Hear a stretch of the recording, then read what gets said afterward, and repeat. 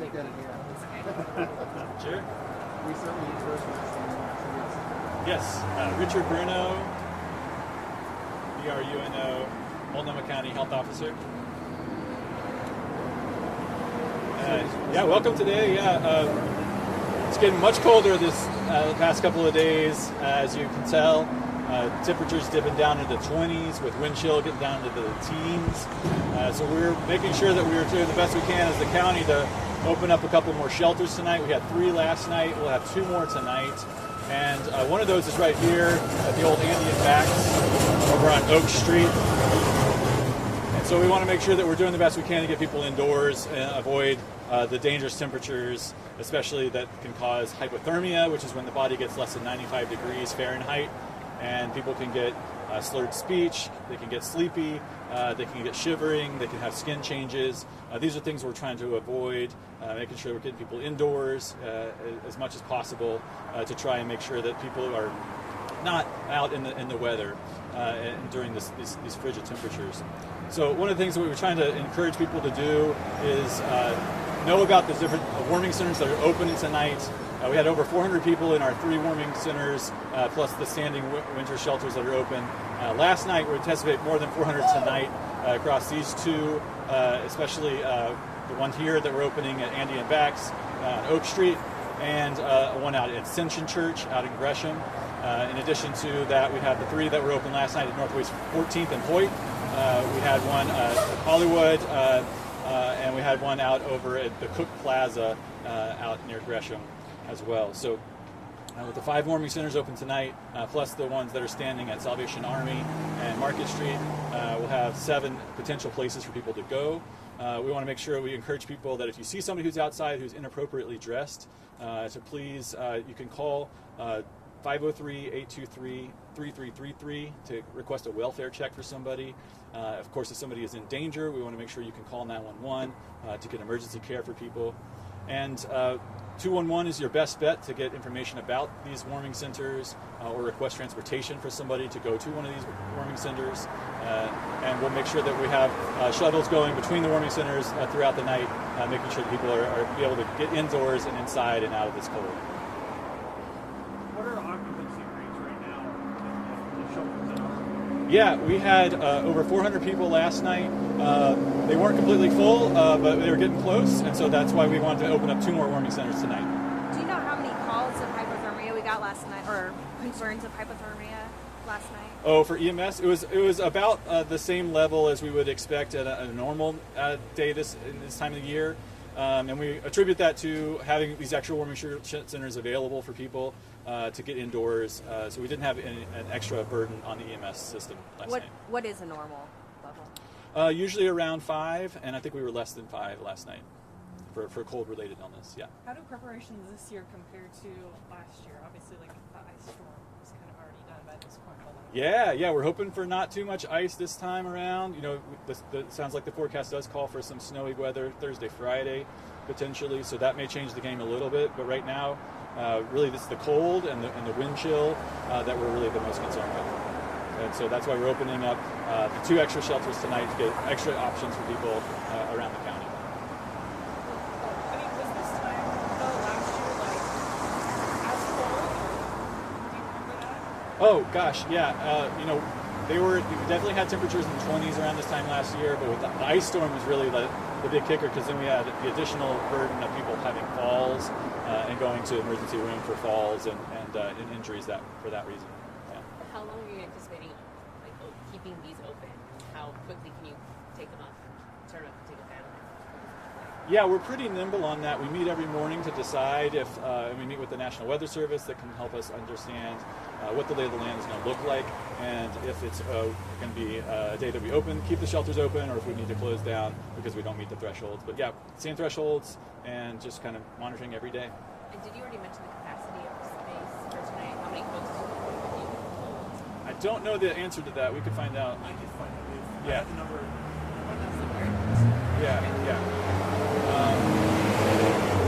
Some of the shelters have more capacity than others, but because we were nearing that capacity at the other 3 sites, we decided to open up the other 2 tonight. Is this already a property that was on your radar as a place that could be quickly turned into a shelter, or do you know?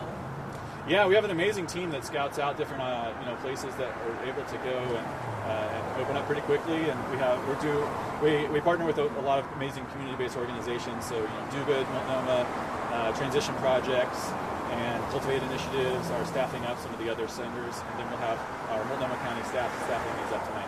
So, sorry, I might have just answered this. I'm just having a hard time hearing with the cars. But who's going to be operating these shelters that you just opened?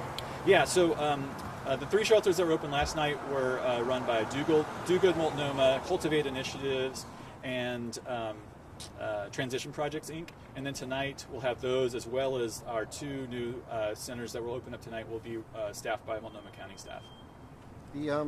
I don't know if you have the answer. Is that right? So the capacity here, Oh, yes. 44 at this site. And they're opening at 8 o'clock tonight? Yes, 8 o'clock tonight. How come, yesterday was 7 o'clock, how come it's an hour later today? I think it was 8 o'clock last night. It as was well, 8 but- o'clock last Oh, night. okay. Yeah, the Salvation Army beds have been 7 to 7. Okay. But that's the confusion. We were 8 o'clock last night.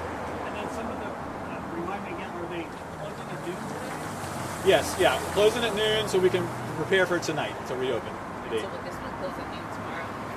I anticipate that, and like I said, every morning we're checking to kind of see what the logistics will be, and we'll let y'all know. So none of them are 24 hours. At least 3. No, as Dennis mentioned, the Salvation Army site is 7 p.m. to 7 a.m. They might be able to stay open later too. I think today and tomorrow. Gotcha. Thursday, so on Thursday, if it's really, really bad, you'd stay open longer?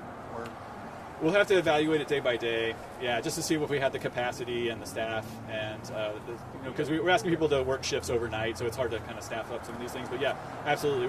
Every morning we'll reassess and see if we're going to close at noon or keep it open. But right now, yeah, we're planning to close at noon tomorrow. How things been working out, Chief? Pet friendly? Yeah, pretty well. Yeah, people are bringing their pets, dogs and cats, and it tends to be working well. We also had some mobile vans out this morning. Our Multnomah County mobile van was out at the Cook Plaza, and the Central City Concerns mobile van was out at Northwest 14th, providing medical attention for people who needed it, medication refills, getting people antibiotics, getting people vital signs. So it was an amazing opportunity to get more medical care on site. Oh, you're handing it to me. No, I was nice thinking, phone. Nice sorry. phone. Last year, I know there was some trouble with getting enough volunteers kind of ready to help. Are you relying a lot on volunteers this year? What's that look like? Yeah, we have a Medical Reserve Corps volunteer team, which is made up of licensed medical professionals across the region. And they've been coming out on a dime, just really amazing, coming out of the woodworks, being willing to help out, provide medical attention for people at shelter sites at night. And then the other 3 shelters that we opened up with last night were staffed by people who are work with the organizations. Yeah. So not relying too much on city or county volunteers right now? Yeah. We've opened up requests to our county staff to volunteer or work overnight shifts. Yeah. So like, can you give me like a rough estimate, like how many county volunteers versus the citizen volunteers that are staffing these? Got some. Yeah, Dennis, you can make a list. This came up a little bit in one of our calls today. I think there were. I'll get specific numbers to y'all after, but my recollection, it was the shifts were a few hundred county folks, a couple dozen city folks, and others. But everyone's doing a big recruiting push at the city and county today, so we're going to be ready to go. We have those folks lined up. And one of the things, there was a question about what we're doing staffing-wise to prepare with the ice storm. Folks noted that last year. One of the differences, we are now building staffing plans for after we think we would normally close, in case the forecast does surprise us. We didn't expect that ice storm last year. The Weather Service said it was going to warm up to 45 degrees that day. It did not happen. So now we built a staffing plan that recognizes that the weather is fickle, and we need to be there when it changes in the worst way. the weather, they're putting out a cold weather advisory. You don't normally see that this early. That's kind of different. That's in part. So the Joint Office does a lot of outreach across the county on those cold weather days. So there's a lot of days they've been activated since January 10th, which is unprecedented. It's usually 3 or 4 days at a time. Maybe the amount of days they've been activated so far, that's something we would see all winter season. They've been out constantly. So it's really been. There's been a lot of responding, even as we've been on this will they won't they threshold dance. It's been a much drier winter so far than last year and previous years.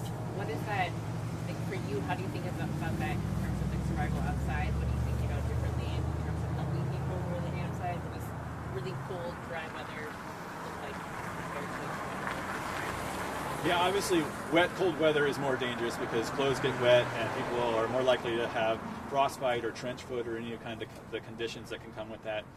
So dry, cold weather can surprise you because you can get hypothermia and you can get cold without noticing it too much.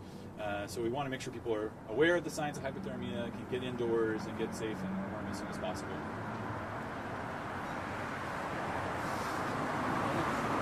Any other questions? She's probably going to have you start over. Oh, yeah. Hey.